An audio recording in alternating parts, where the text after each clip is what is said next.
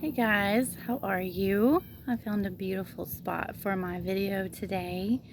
I love being by the water. I know I've said that a million times, but it's so true. Water is so healing for me. I am out at the lake and I'm sitting on the dock, and it is almost sunset. It won't be too long, and I'm planning to watch that. That will be beautiful.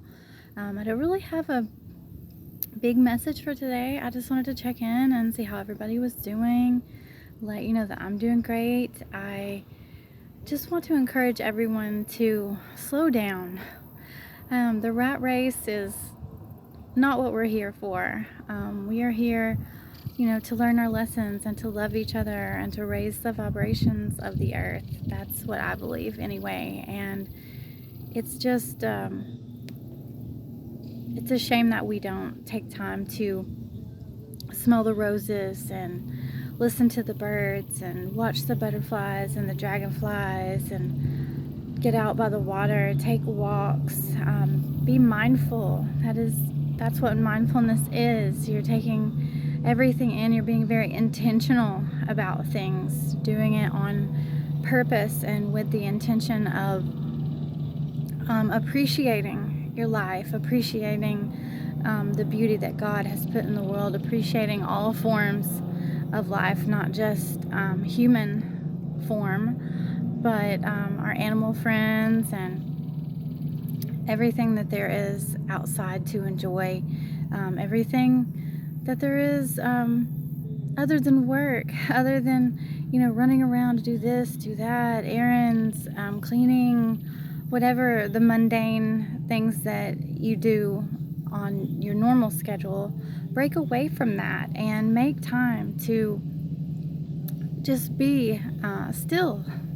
Be still and take everything in. Find you a nice place to meditate, whether it be out in nature or a quiet place in your house. Whatever it is, just find time to slow down and be still, and you will appreciate so much more. You will feel so grounded, less likely to spiral, have anxiety. I used to have such bad anxiety.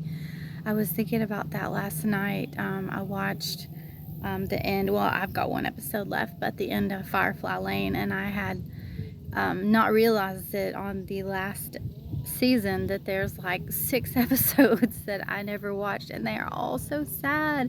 But it was very cathartic because I cried a lot. That's part of your shadow work, is to feel everything, slow down. A lot of times it's easy to start doing that by watching things that provoke emotions, such as, sad shows. This was not intentional. I just really like the show, and I know that there's not going to be another season, so I wanted to finish it up. But I love this music that they're playing in the background. Lovely day. Lovely day. um, anyway, but things that evoke emotion, whether it be music or a show or a book, things like that, just to get it started, just to get that catharsis going. You're gonna cleanse yourself of those emotions, those things that you've been pushing down, you've been holding back. Just something to kind of kickstart it. You're not necessarily, sometimes you can sit down and think about something that hurts you and it triggers that emotion, but sometimes we've done it for so long that we need something to help get it started and get it moving, so that way that we can clear those channels in our body and feel those things, let them flow through us and let them go. So let it have its moment and release it. It's so helpful. I believe a lot of sickness comes from holding either secrets in or holding emotions in, not dealing with things and just letting them create blockages in our body, and that's not good for you. That's not good for you at all. So if you need a good cry, if you need to kickstart something, and probably if you're a girl, I don't think it'll probably do it for a lot of guys, but maybe it will. Watch Firefly Lane, and when you get to the last 6 episodes, it's going to be hard. It's going to be hard to stuff any emotions down. Yours, theirs, somebody else's, whatever it may be. It's all going to come out at one time because after every episode, I was in the bathroom blowing my nose and wiping my eyes because it was so overwhelming with emotion. And it was, I'm not gonna spoil it, but it was definitely provoking as far as cleansing and getting a lot of emotions out. So make sure to do that. Just be very mindful. Start your shadow work. Look up shadow work, things that you've done to others, things that people that have done to you, the reparenting of yourself, to stop blaming others so that you can heal. That is the best gift that you could give yourself, is to heal and step up out of those karmic situations, because the sooner that you know your worth and the sooner that you stop trying to cover up old wounds or blame other people or not forgive yourself, the better, because then you will know your worth. You will know how much worth or how much work you put into yourself, and therefore you will love yourself. It's like taking care of your kid or taking care of a plant or taking care of your house, whatever. You know how they say when you get your first car that it's better if you work for it yourself and it's not just given to you. I mean, it's great if it is, no shade, because lots of people are given their first cars.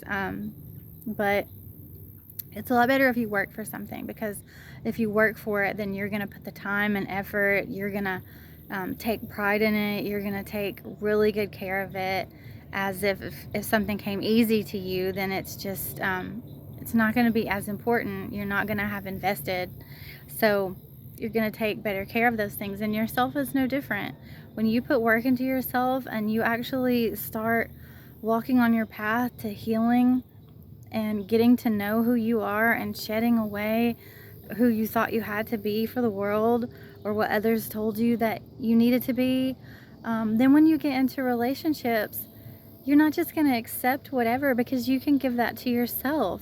You're not going to let somebody just crap all over you and keep going back and back and back, because you know your worth. You know what you've done to become who you are, or to remember who you are or who you were before you met these people, before you went through those karmic situations. You'll have put the work in, so you're going to be so much more valuable to yourself. So make sure to take time to do that healing work, to do your shadow work, to be mindful of every single thing. Doesn't have to be every single second of the day. Lord knows we do have things that we have to do and have to take care of, but set aside time just to enjoy life, to enjoy the small things. I find it, things that I cling to, because things have been ripped away from me. I've made a lot of sacrifices and let things go.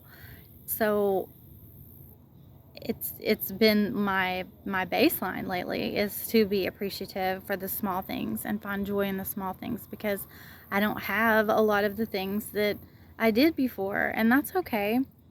Some things I'll get back, and some things were not meant to stay in my life, but it made me slow down, as to where if these things had not happened, I would still be go, go, go, go, go. I would be at sports activities. I would be at school activities. I would be, making sure that everything was taken care of for Colin, which I would love to still be doing those things. Don't get me wrong, but it has forced me into slowing down and trying to, appreciate everything and find joy in my day-to-day things.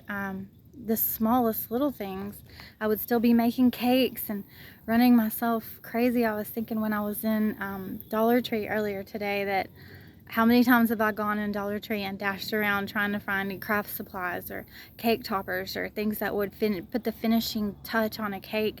And when I go in there, I'm not looking for that stuff anymore, and it feels so awesome to not be doing that.